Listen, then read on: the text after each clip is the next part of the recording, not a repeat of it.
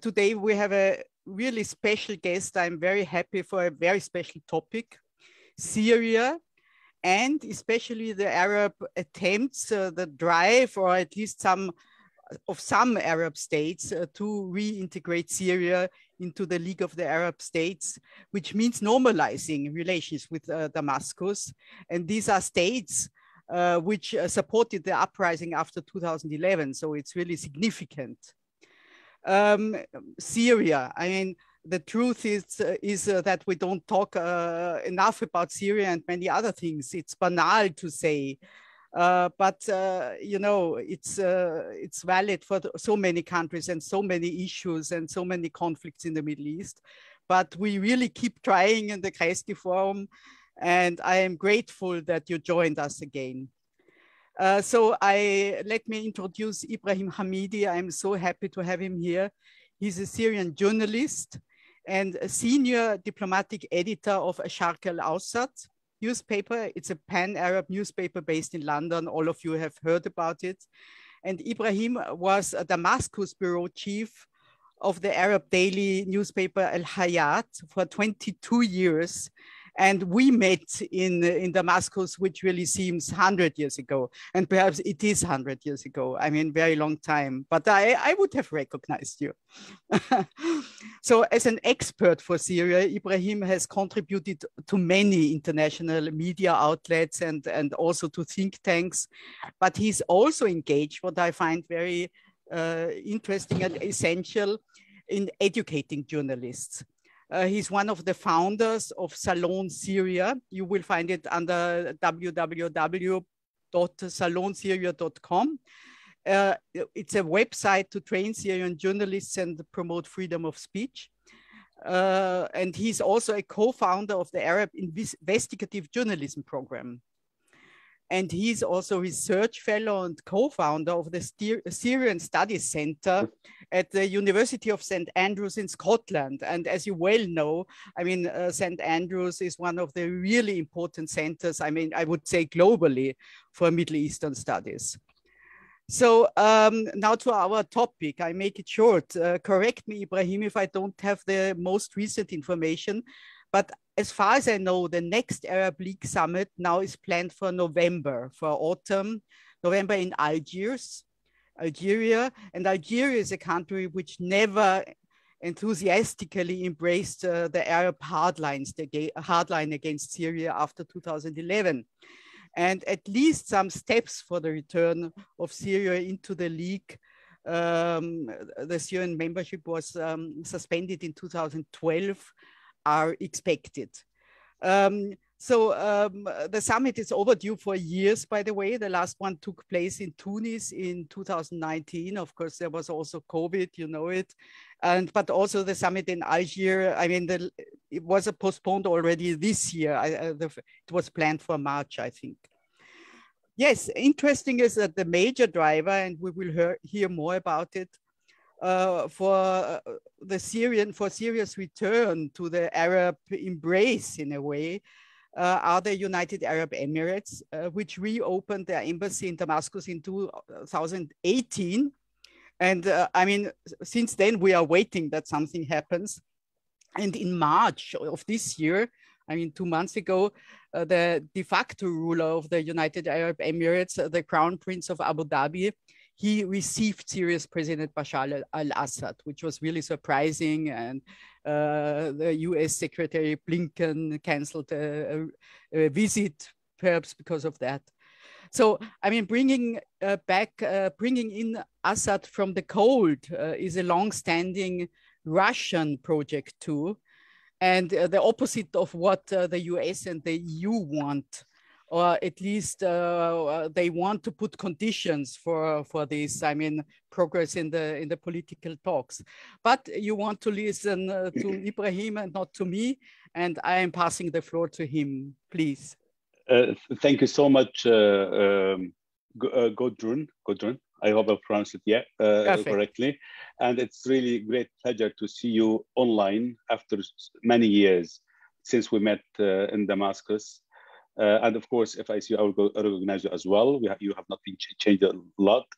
And I hope one day we'll meet in person in Damascus or in Vienna or somewhere else. And once again, thank you for inviting me for this event. And a big thank you, and I'm very privileged to be on this panel upon invitation from Bruno Kreisky Center. I'm delighted to be here, and thank you for this invitation again. Back to our discussion. Yeah, I mean, just let me, before we address like the main topic, which is bringing Syria back from the cold to the Arab League, to the Arab, in a way, role, let me say a few words, like just to put things into perspective. And just to recap, I am sure all of us know this information, what I'm going to say, but just to remind ourselves where we stand now. Of course, I mean, the uprising started, or the crisis, the uprising started, demonstration started 2011. So now it's been already 11 years. I mean, things changed up and down in the last 11 years a lot. But what we can talk about now, I mean, as most of you know, Syria is divided for three zones of influence. One is controlled by the Syrian government forces, supported by the Russians and the Iranians. We're talking about 65% of Syria. I mean, the size of Syria is 185 square kilometer. The second area is controlled, it's about 25% is controlled by the SDF, Syrian Democratic Forces, supported by the international coalition against ISIS, led by the Americans. This area is rich with oil, with gas, with natural resources. And this is, I mean, the Syrian government has very limited access to this national strategic resources.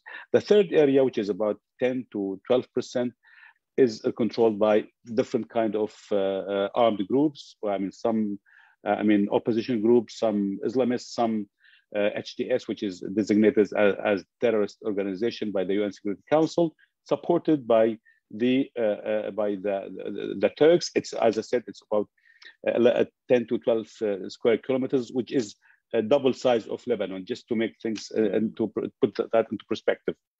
What is interesting, you know, for like in this regard, in the last 2 years, the first time ever since 2011, the front lines have not changed in these three zones. Thanks to a deconfliction agreement between the Americans and the Russians, between northeast, I mean, east of Euphrates River and west of Euphrates River. And the other reason, thanks to the big deal which was signed between the Russian and the Turkish president, 5th of March, 2020. So since then, the front lines have not changed. So in a way, we can talk about de facto division in a way, which might last. I mean, this stalemate might be extended for quite some time. Here, what we can talk about, I mean, just another reminder, just once again to put, because now we are talking about the tragedy in Ukraine, the humanitarian tragedy in Ukraine. I mean, let us remind ourselves that, just to recap again, to talk a little bit about the humanitarian crisis in Syria. We are now, according to the UN figures, now we are talking about between 14 to 17 million Syrian people, million Syrians who are in need, 2 million of children out of school in Syria, 90% of the Syrians are under the poverty line, 50% of the health institutions are, don't function in Syria. Half of the Syrian population fled their homes. Just to put that into perspective, once again, in relative terms, just, I hope not, never, ever, just like 5 to 6 million Austrian left, fled their homes. 6 out of the, we're talking about 12 million Syrian people fled their homes. 6 million to 7 million left the country. 6 million are in the neighboring countries and the rest are in Europe. We know that 900,000 are in Germany. The other point is that most of the Syrian economy is destroyed. I mean, according to some figures, we are talking about $500 million of the cost of the economic cost of the Syrian war. So we stand here. Syria is divided for 3 zones. The Syrians, most of them, half of the Syrian people are out of their homes. And what is unifying the 3 zones in Syria, as we have 5 armies involved, the Russians, the Turks, the Israelis, and the Iranians, what is the unifying factor in all 3 areas is one thing, that the Syrian people are suffering, whether they are in the regime, government held area, opposition held area, or Kurdish held area, whether they are supported by the Russians, or the Turks, Iranians, or the Americans. The Syrian people are suffering, whether they are in Syria or out of Syria. And this is very, I think this is very significant. And it seems that due and because of Ukraine and with COVID and then Ukraine, now the Syrian people are actually suffering more. And the sanctions added other reasons for the suffering. Now, in this big picture, now we can talk, I think, about the normalization. As, I mean, the main question of normalization. As you said, that you're absolutely right. Just let me, for the light. As you said, yes, the United Emirates was, at the 2012, was one of the nations who supported the opposition and part of the coalition, which is established end of 2011, called Friends of Syria. At certain point, we were talking about 110 countries. I mean, like in the General Assembly, one day when they recognized the Syrian opposition, the Syrian coalition opposition, as a legitimate representative of the Syrian people, United Arab Emirates was one of those countries.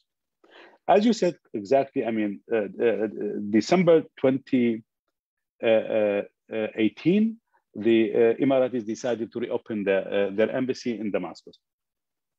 November 2021, the foreign minister of the United Arab Emirates visited Damascus, which was the first high-level visit from any Gulf country, from any Arab state in a way. And then, as you mentioned, I mean, after that, United Arab Emirates played a big role to bring Syria back to the WHO, to bring Syria back to the Interpol. So it was in a way lobbying in the international institution for the sake of Syria. That was the state of play in March 2022. We all, I mean, me as analyst, most of the analysts, most of the journalists, we were expecting the next move to be meeting between Assad and MBZ and Mohammed bin Zayed. That was expected, to be honest. That was not a big surprise. The question was when and where, whether they would meet in Damascus or in Abu Dhabi, and about the timing. And then, as you said, they met in Abu Dhabi in March. Why in March? Why then? I think that is a key question. In terms of information, before the foreign minister of United Arab Emirates visited Damascus November 2021, he visited Washington. And he, in a way, briefed the Americans in advance about the visit, and the Americans made their position clear. I mean, we don't support normalization, but in a way, we're not going to block it.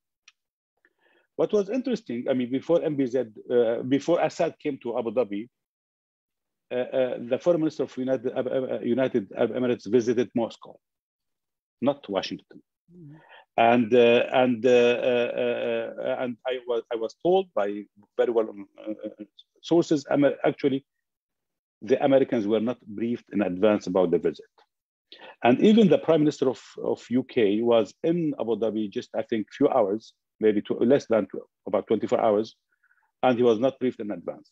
So I think we should not, I think the visit itself was indication about that some Arab countries decided to take their own course in terms of relation with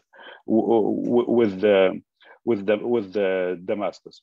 Now, and without in a way listening to the American advice or the European advice, they would like to take their own course, and that is where we stand now. When it comes to the Europeans or to the Americans, as you correctly said, and I just interviewed Joseph Borrell, the European Commissioner, 2 days ago, and he once again he restated the European position again, which was adapted again in January of this year. He said 3 no's: no normalization, no money for reconstruction, no lifting the sanctions before there is a genuine political process in line with the UN Security Council Resolution 22454. When it comes to the Americans hosted several meetings and they made it clear publicly that they do not support the Arab normalization with Damascus. And but what is interesting, actually, the difference between Biden administration and the Trump administration, that Biden administration, they're saying we don't support the normalizations, we're not happy with the normalization, but they are not actually working very hard to block the normalization, this is a bit change of US policy between 2 administrations. Now, on the other hand, the Russians are pushing very hard to convince the Arab countries to normalize with Damascus. And as you said correctly, yes, there will be Arab summit in June. I think 3rd of June. June. In November. 3rd of November. You're right. You're absolutely right. 3rd of November in Algeria.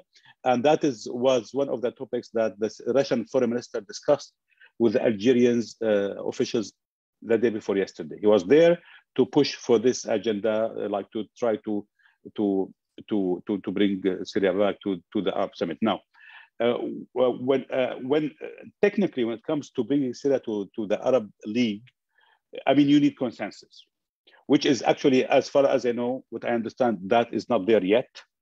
We are talking about the three positions among the Arab nations. You have some countries who are pushing very hard, like Iraq. I think Iraq in the driving seat, and now United Arab Emirates, and maybe Lebanon, like to bring Syria back. And then you have some countries who are in the middle. Okay, we will see whether if Syria meets meet some conditions, we will bring it back to the Arab League. And then you have the third school, which is like maybe Egypt and other key Arab nations who are saying, no, time is not enough. Time is not ripe. It's not ready to bring Syria back to the Arab League. Now, what will happen from now until then, until November, we do not know. But my personal view, I mean, a lot of things could happen from now until then. But if, as we speak now, there is no enough consensus, enough votes to bring Syria to the Arab League now. So this is once again now the bilateral normalization between some Arab countries and Damascus could carry on, but the collective normalization, I think that it's too early to tell. So this is one. Second is so this is one thing where the Arab normalization could stop, one limit. The other limit for Arab normalization, which is very, I mean, I would say a few words about this, then I will stop to open the floor for discussion, Q&A. And the other reason is actually legal reasons, which is the Caesar Act. As we all know, there is act approved by bipartisan by the two parties in America to put sanctions on Syria. So even if some Arab countries, some Europeans, even if some private or government entities want to invest in Syria, it's hard. It is difficult because there are legal restrictions by the Congress how far they can go. And this Caesar Act imposed several sanctions, several restrictions on investment on certain things. Now, since Biden came to power, he met with Putin 16th of June last year in Geneva. After that, there was dialogue between Washington and Moscow about Syria. They met privately 3 times in Geneva to talk about humanitarian aid and to approve cross-border UN Security Council resolution, and that was approved. And they met 3 times, as I said, but because of Ukraine, and through that process, the Americans gave a lot of waivers from the sanctions. for humanitarian aid, for early recovery, for COVID, to fight COVID. But because of the war in Ukraine, this political dialogue between Washington and Moscow stopped about Syria. So there's no political dialogue anymore. Just the deconfliction agreement is still standing, still valid between the two armies in northeast of Syria, but no political dialogue, no Russian-American dialogue, neither on politics nor on humanitarian aid. So, which will put the renewal of the Security Council resolution on 10th of July at risk, and which once again added more flavor, more restrictions on the now. Most countries are very, even private business are very keen not to challenge or violate the Caesar Act. So this is it's serious business. And even I think the Emiratis, some Emirati officials said it privately and publicly. There are limits how far we can go in terms of business and contributing in the reconstruction process. So I will stop. I will leave it there, and maybe we can discuss it even further in the Q&A. So thank you very much. I mean, it was highly interesting, and of course I have such a list of questions. I mean, now I'm doing your job, but it's also my job, of course, interviewing you.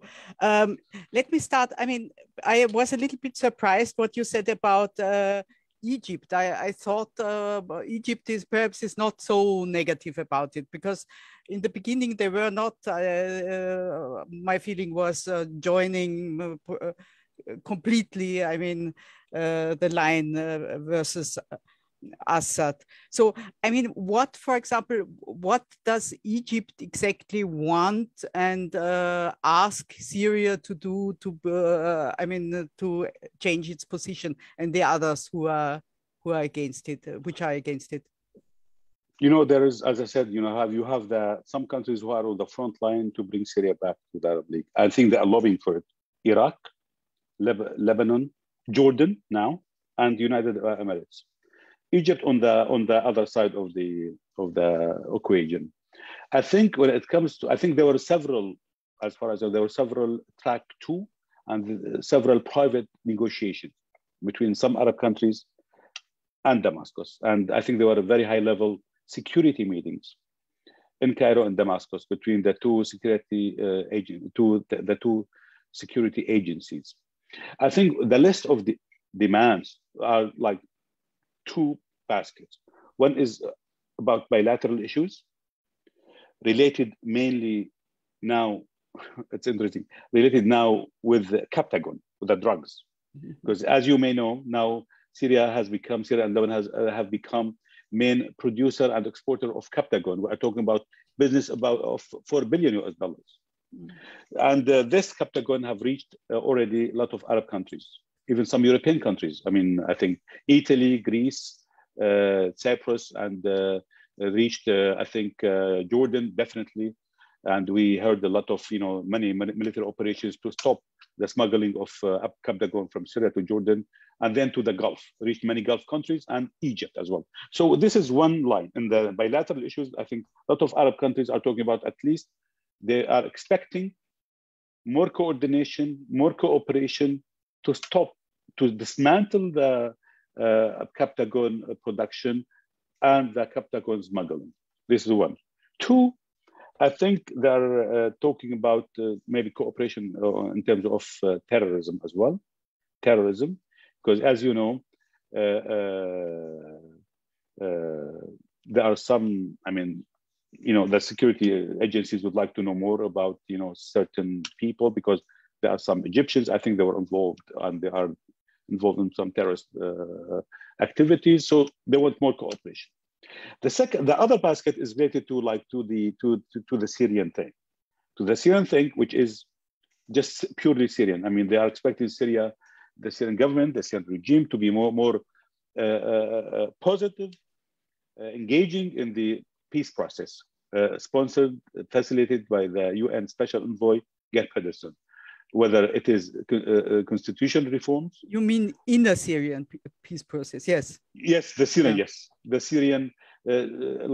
So, the second basket is related to to improve to be more positive, more engaged, more committed to engage positively with to implement 2254 UN Security Council resolution, and mainly the Constitutional Committee, which already Geir Pedersen, the UN Special Envoy, facilitated and hosted, organized, I think 7 rounds until now. I think he's planning to host the next one on 28th of this month in Geneva. And they're expecting the Syrian government to give guarantees for the refugees to come back from neighboring countries, according to the UNHCR standards, expecting more security guarantees, not to arrest, not to harass people who come back, and more amnesties. Amnesties like the one that happened the other day, in a way. We have to mention that, yeah.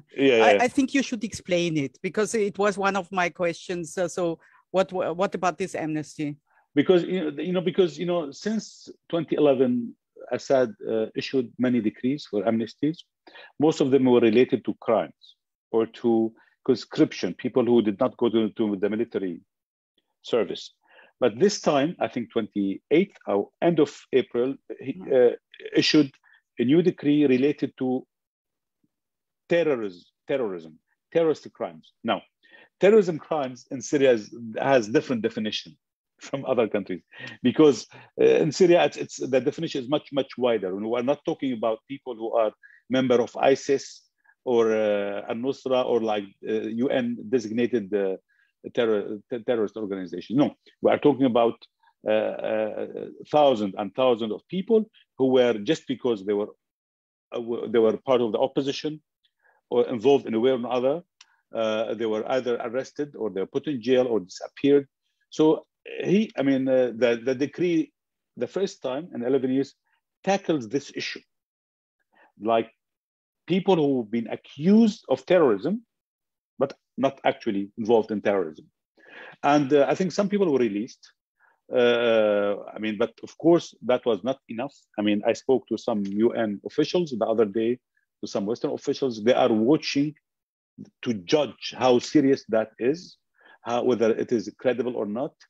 Of course, it's worth noting that in Damascus, maybe the first time in many years, like the families of the missings, of the prisoners, they gathered in the middle of Damascus, and they been interviewed by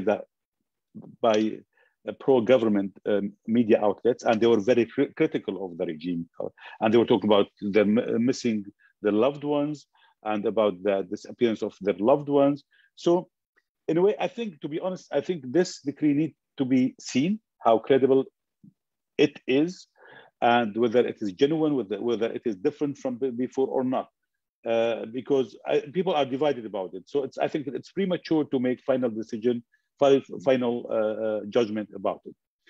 So this is part of the demands from some Arab countries, as far as I know. That was actually demanded. That was part of the list.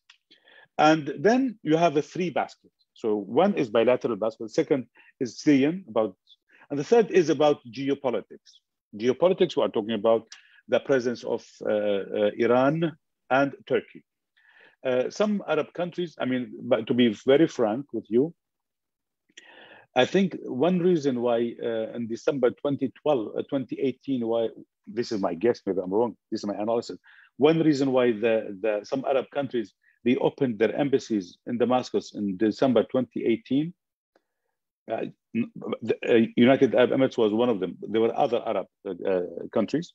Was actually because Turkey became more involved in Syria by then.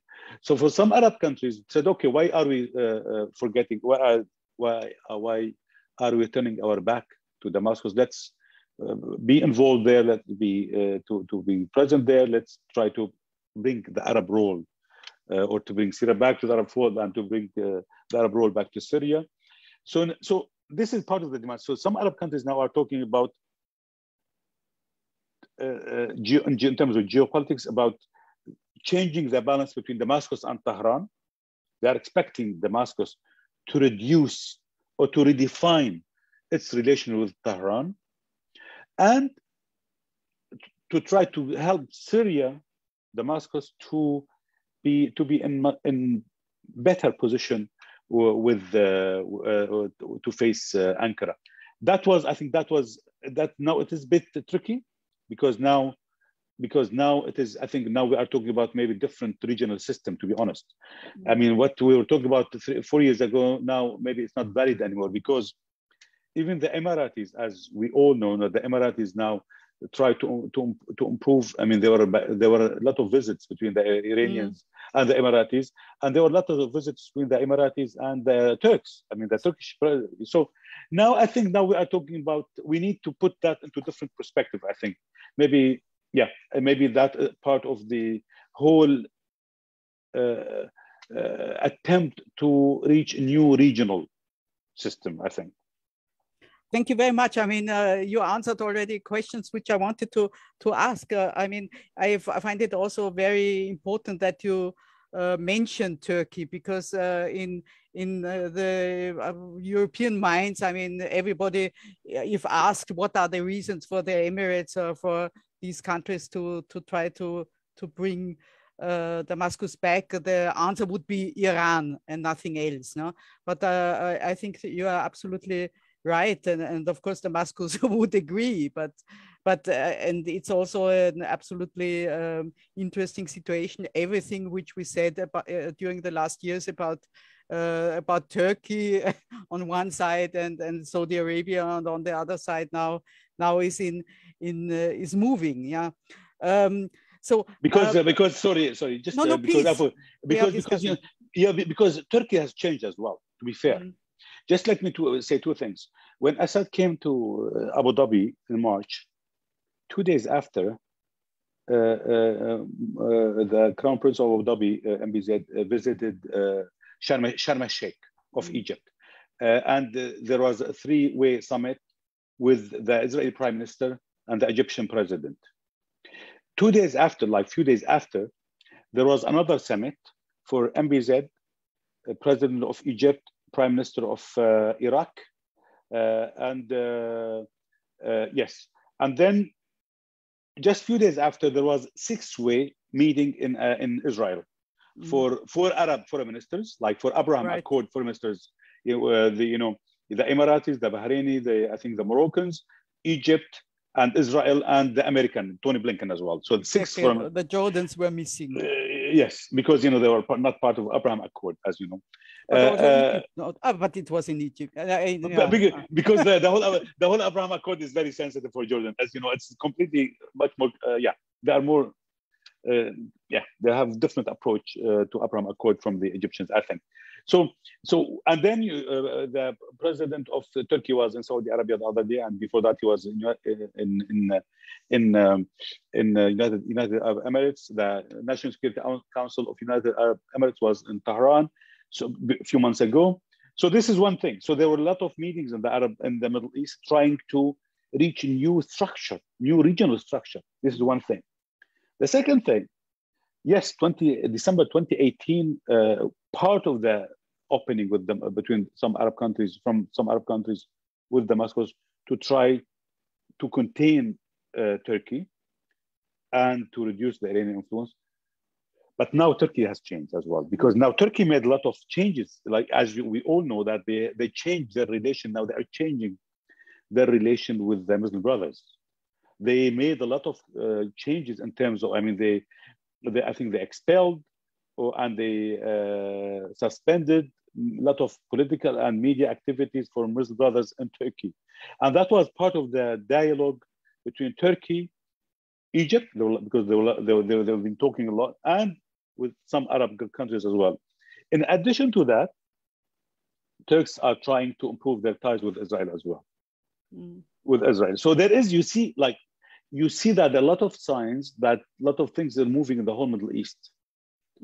I think that is maybe due maybe because the Americans, are pulling out from Middle East, and Russian were like, because, the American pulling out and the Ukraine war, there are a lot of things happening, and a lot of things happening in the Middle East as well. So 3 questions in the line. The first one, Iran. I mean, Iran, the attempt to break the alliance with Iran, also with Lebanon inside. I mean, it's not new. They tried before 2011, no? And perhaps this was it failed, and this was perhaps one of the reasons why they also supported the uprising against Assad. So, can you imagine that really Damascus now changes its mind and really, I mean, is ready to at least loosen the relations to Tehran? You know, one observation in the last, since 24th of February, the war on Ukraine, one observation is that now Russia, because, you know, Damascus, since the Russian intervention, September 2015, Damascus tried to balance the relation between Moscow and Tehran, always. Damascus and Damascus used to balance relations between Moscow and Tehran. Now, because Russia now is busy in the war in Ukraine, it's very obvious now. Damascus now, I mean, just in the last few weeks, you know, the National Security Advisor, or what you call the head of National Security Council in Syria, Ali Mamlouk, visited Iran. The foreign minister of Iran came to Damascus. Assad was in Damascus in the last few days. So, and there was, now you could see that there is this sense of urgency in Damascus. Mm-hmm. Russia is busy. We don't have economic support, military support maybe, but no, we will not have enough economic support. We don't have oil and gas and the wheat coming from Russia. So now let's go to try to warm up again the relation with Iran. So it's very obvious. And Iran is using this opportunity to expand its soft power even more further in Syria. Now we are talking about new credit line in Syria. We are talking about more, the Iranian militias are spreading even more in Syria. Now, back to your question. And this is, maybe I'm wrong. I think maybe a few years ago, some analysts, some Western officials, they were hoping that we would reach. Even I spoke to some American officials, like at Trump team. Trump team made a proposal to the Russians. He said, look, it's packaged. I think it was presented May 2019, I think, official paper. This is, part of it was, I mean, many articles, many points, but one of them is like, let's go to pre-2011. All foreign forces will go out from Syria. We're talking about the Iranians, the Turks, the Israelis, except Russia. So we recognize Russian legitimate strategic alliance in Syria, but the rest we should leave. That was many years ago. But now when you talk to most of Western officials, even some Arab officials, actually none of them really serious about seeing Iran out of Syria, to be honest. What they are talking about, softening the presence, or like to pushing Iran away from the Jordanian borders and Israeli line further. A. B, they are they want guarantees that Hezbollah doesn't establish a stronghold in the Golan Heights. 3, they are talking about like Iran not to be involved in ballistic programs in Syria. But most of like countries are accepting Iranian influence in Syria, but they want it to be redefined. Redefined, not to Syria to be used as a platform for the Iranian influence in the region, and to be part of the aggression or stabilizing factor in the whole region. But you could see that now there is more realism. I mean, most of the Western officials are more realistic about it, because they know it could not be done. Last point, even to be very fair, I think even if the Syrian government wanted Iran to pull out, they're not going to pull out. I mean, from their perspective, they invested a lot of money, and like the militias, and they were involved in the war, and they're not going to pull out just for nothing. For them, this is a strategic positioning to strengthen the relation with Lebanon, Hezbollah, with Iraq, with like the whole regional role. So they're not going to give it up easily. But once again, I think what we are talking about, just about containment or redefining the Iranian presence. Mm-hmm. Very interesting. I mean, I enjoy listening to you really very much. I mean, then we come to Saudi Arabia. Of course, we know that also now Saudi Iranian talks are taking place. I mean, we don't hear many details about them, but of course, they also have to be seen in the context. How do you see the Saudi role in this? How is their relationship with, I mean, what's the future of relationship with Damascus? I think also Bahrain opened an embassy, right? In That Damascus. is correct. And I mean, it's common wisdom. I hope you agree to say that Bahrain wouldn't do anything in foreign policy, which is absolutely, I mean, which is rejected by Riyadh. I mean, they wouldn't do anything without agreement, or am I wrong? So what's the Saudi take? You know, you are right about the Bahrain reopened their embassy in Damascus in December 2018. You're right about it. At the same time with the Emiratis, and I think later on at maybe 2029, end of September 2029, I think, if I'm not mistaken, there was as well like a random meeting between the former Bahraini foreign minister and the former Syrian foreign minister Walid Muallim, I think, at that time. You mean 2019? Yes, I think 2019. Yeah. I think 2019. Yeah, I think 2019, if I'm not mistaken. There was a meeting as well. And we heard like some statements, some indications from Bahrain. But once again, I think at certain point, there were some Arab countries who were willing to engage, to accept the reality, but they were expecting something from Damascus. I mean, it seems that Damascus is not willing.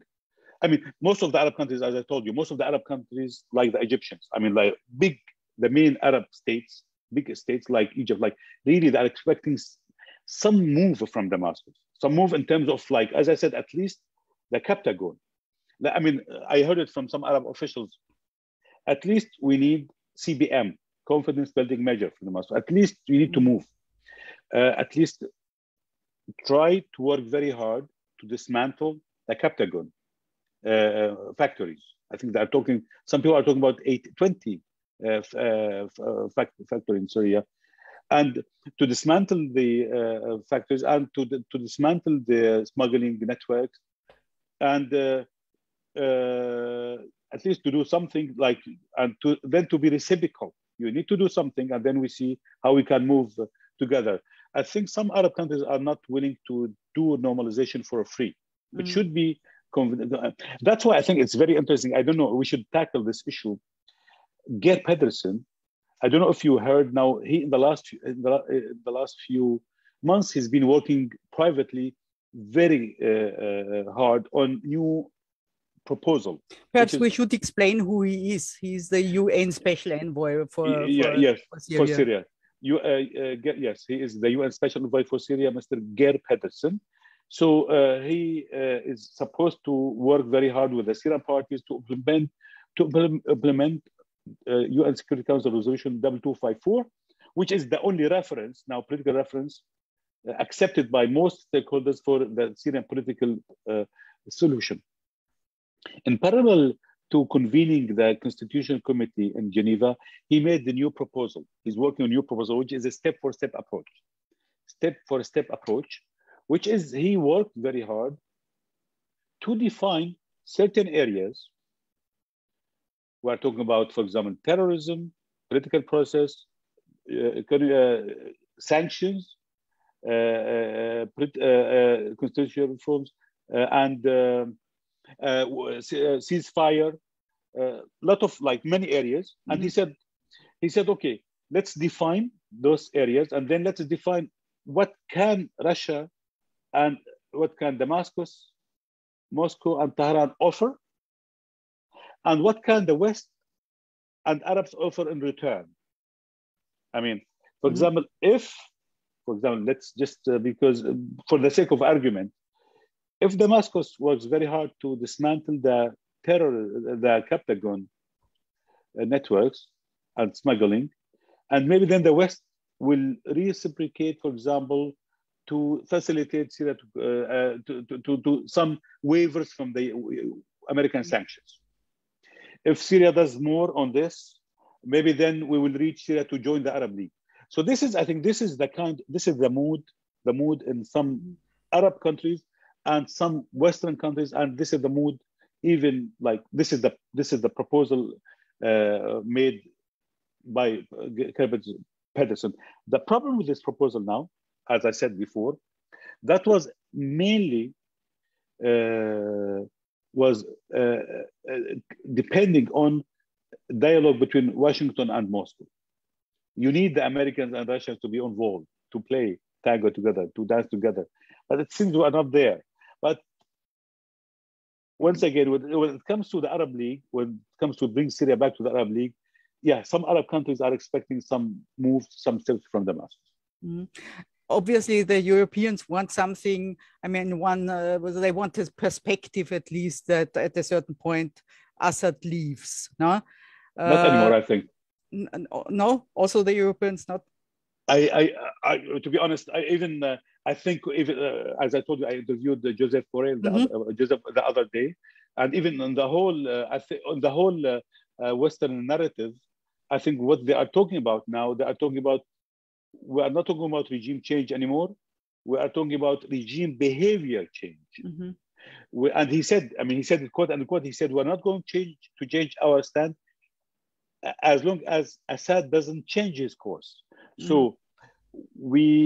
So I think now, even with the Americans, I think that was part of the conditions that the Russians made with the Trump. They they asked them officially to drop regime change policy, and Biden made it very clear when he came to power. And the American institutions made interagency review, and now they are talking about Syrian behavior change. Regime behavior change, not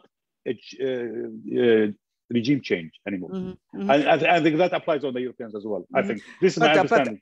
A constitution most probably would have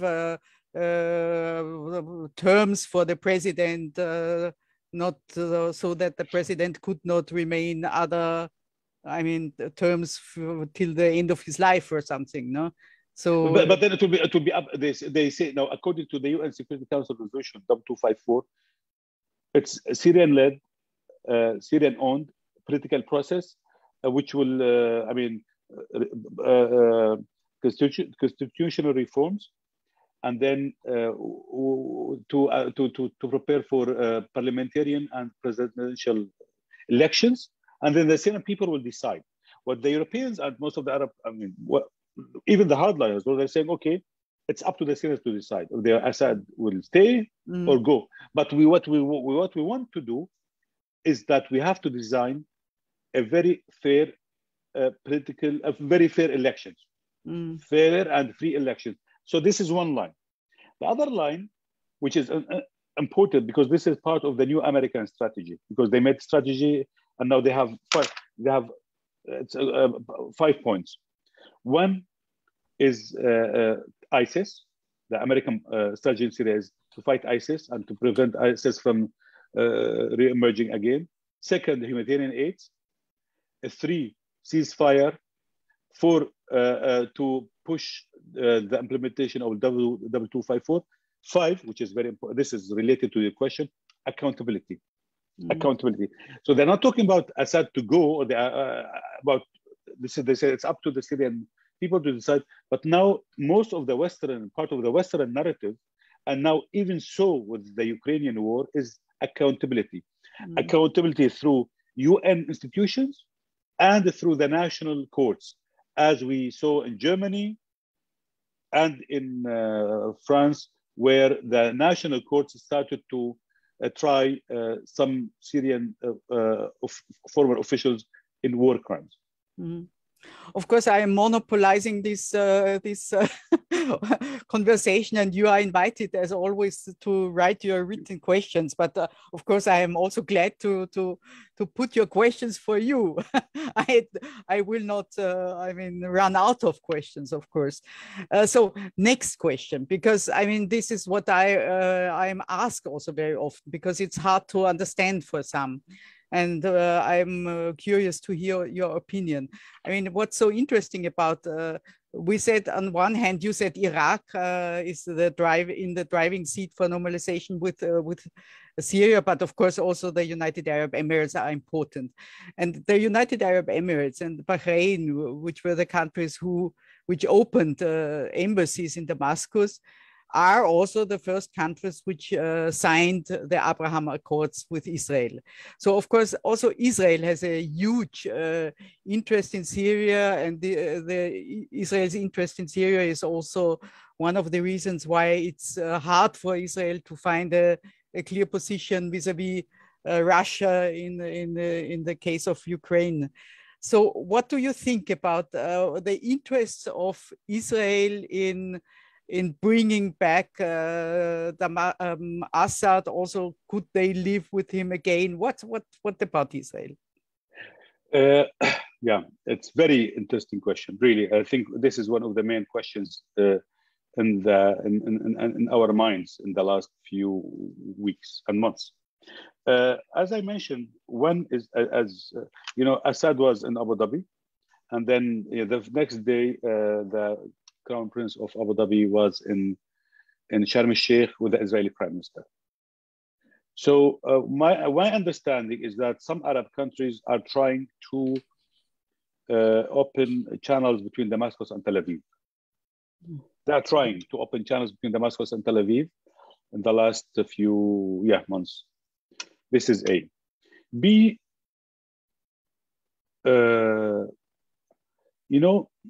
because we met in Damascus, remember, and you know Damascus well. You follow Damascus, and I'm sure most of our viewers know about the history of Syria.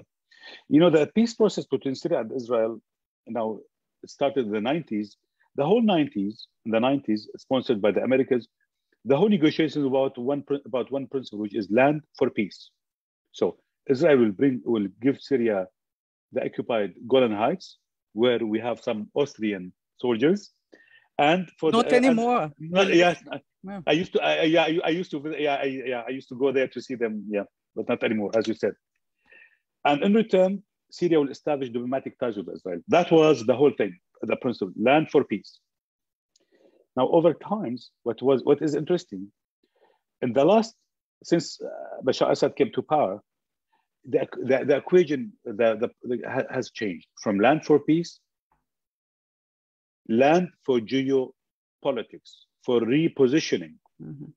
It's interesting, the former U.S. envoy for Syria peace process, Fred Hoff, just released a book just a few weeks ago, and I read it. I made a big review about it. So the last meeting with Assad was 28th of February 2011, just just before the whole demonstration in Damascus started. And according to the documents, according to this book, what he said, Assad has accepted at that time that I want Golan Heights, full full Israeli withdrawal, and in return, I will give up relations with Iran and Hezbollah. And the relations with Iran and Hezbollah will redefine strategically. That was by then. Now, just move forward. Mm-hmm. Now, part of the thinking in some Arab countries is that we could bring Syria to this new regional structure, which is the Abraham Accord.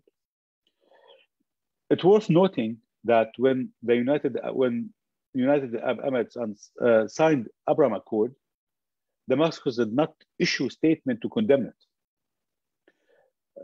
Syria did not condemn this agreement.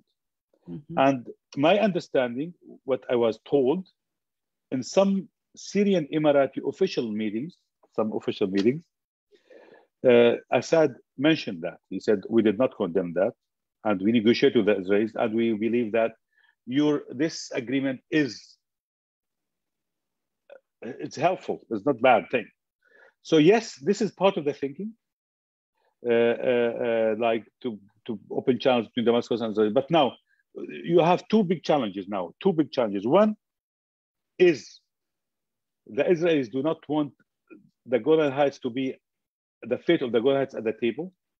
As you remember, Trump signed executive order to recognize the Israeli sovereignty over Golan Heights. This is A. So, and as far as I know, the Syrians are keep saying, Assad or the state officials are keep saying, look, if we want to talk to the Israelis, we have to talk about the Golan Heights. This is one sticking issue. The second sticking issue is that relations with Iran now is different. You cannot imagine, so such agreement cannot be signed without coordination between Damascus and Tehran. Now, it's worth noting, you know, as you say, like Hezbollah is the dominating factor in Lebanon, right?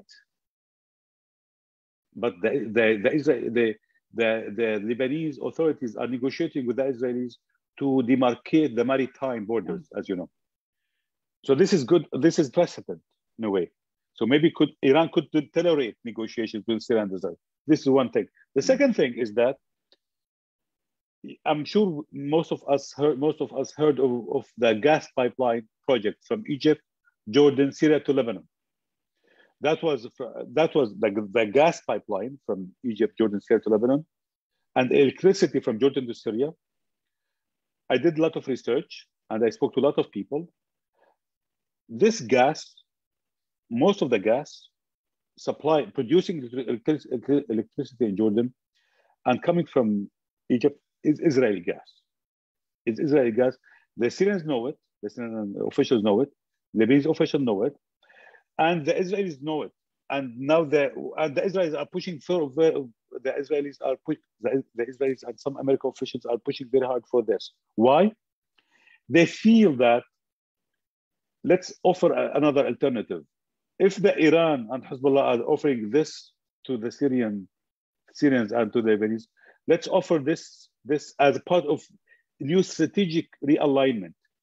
So back to cut long story short, back to your question, yes, I think the Emiratis are hoping to open channels between Damascus and Tel Aviv. But once again, we have to be realistic how far this could happen and can go.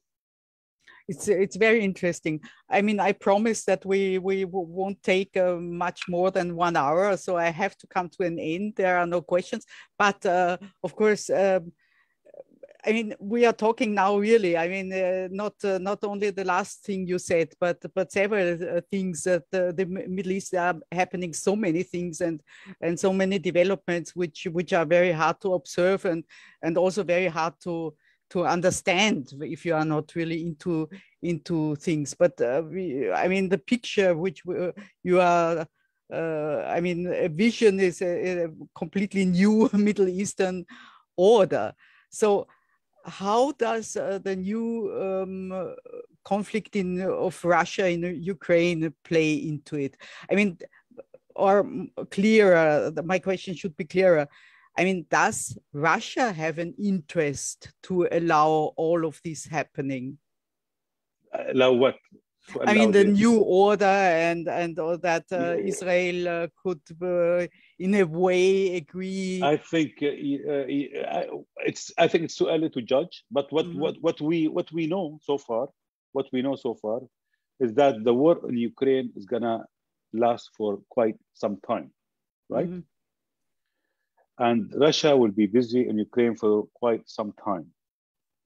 And Russia is under sanctions, and militarily will be involved in Ukraine. So I don't know, to be honest. I think once again it's too early to judge. But what I feel, as I told, what I feel like the last few months, since the war on Ukraine, there was a lot of movement in the Middle East. It's like a lot of meaning, shuttling. Mm-hmm. I think that people are testing and they are preparing themselves for something new. new structure in the Mm. world and in the Middle East, where America, America is, in the last few years, reorientation, like just to China, right? Strategically. Russia was involved in the Middle East, but now Russia is busy with the Ukraine. Now some people, every now and then we hear the Iranians and the Westerns, the big powers are close to sign the nuclear treaty. It's my sense. Maybe I'm wrong. My sense, I think we are on the. Yes, I think a new regional order will emerge. Mm-hmm. Will emerge. I think the Emiratis are offering the Abraham Accord, which is with like alliance with security package with the Israelis, and I think the Turks are trying to set their rules, and the Iranians are trying to do their own game. I think, but definitely, my sense, maybe I'm wrong. I think we will see something new in the Middle East in the upcoming few years. Mm-hmm.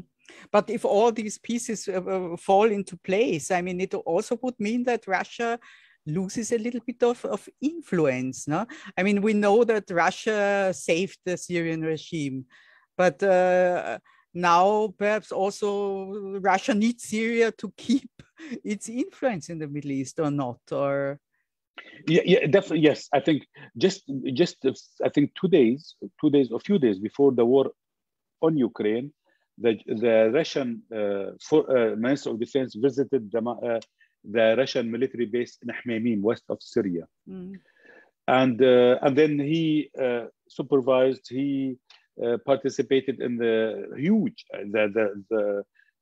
drills, Navy drills in the Mediterranean, west of Syria. And they tried the best of their war machines. So, and I was briefed a little bit about that visit. I think the message was, Hmeimim is not just important for us, for Syria and Middle East. It's part of our strategic posture in the whole world. This is one.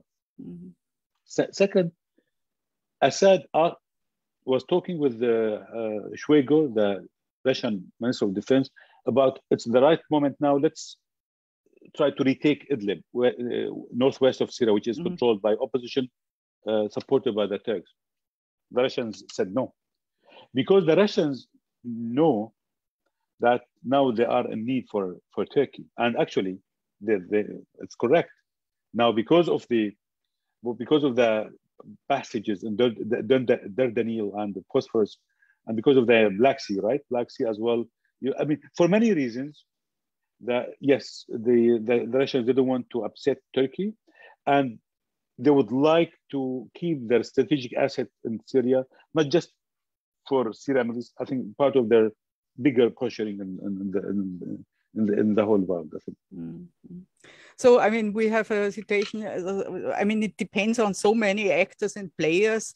It's also very important what you said about internal issues. Syria, we will see what happened with this new decree, with the decree number 7, I think, of 2022, which is the amnesty we mentioned. And so it's internal Syrian issues. It's so many external Syrian issues. I thank you a lot. I could continue, but I know how tough it is also to have all these questions. And there is one thing. Okay, we see. There is one question. Sorry, I almost overlooked it. What does an okay from the US on Israel-Egypt gas to Lebanon via Syria hinge on, in your view? What does an okay from the US on Israeli-Egyptian gas to Lebanon via Syria hinge on, in your view? Yes, of course. Actually, Hashtan, I think the under US Secretary for Energy Affairs, who's been there for 15 years, I think, many years, he was driving force for it. He was driving force for this project and for the maritime demarcation with Lebanon. And he was pushing very hard because he was many years before, he was behind the deal between Israel and Jordan to give Israeli gas to the Jordanians to produce electricity. So his view is that gas energy could play a strategic role in the whole Middle East to counterbalance the Iranian influence. And he was pushing the Egyptians, the Jordanians for this. Yes, and the Americans are behind it. And actually, they sent the waiver to the Egyptians and Jordanians and Lebanese from Caesar Act sanctions. They sent official letter, said, look, you can do this deal and you will be exempt from the sanctions. Of course, the Egyptians were not happy. They wanted more guarantees. But yes, very simply, yes, the American administration is behind it.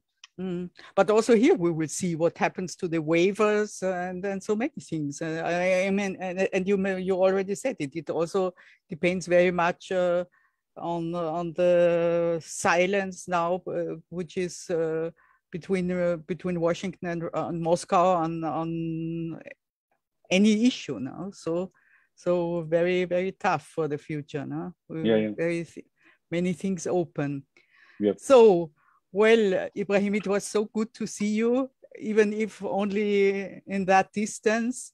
I hope very much you will come to Vienna, and I learned a lot from you this evening, and I'm sure also our audience did. So thank you. Thank you so much. Yes. Thank you so much for having me once again. Really, it's a great pleasure to see you online. I hope to see you in person again in Vienna or London, Damascus, or I don't know where. And once again, big thank you to the center, to Kreisky Center. I'm really privileged to be with you, and I hope we'll do it again. We will. Thank you so much. I mean, it will be an issue I fear, for the next years to come. I mean, if we don't have anything to talk anymore, it's a good sign, I would say. But we are far away from this. So thank you again, and thank you all. Thank you. Bye bye. Have a good evening. Have a good evening. Thank you so much. Bye bye.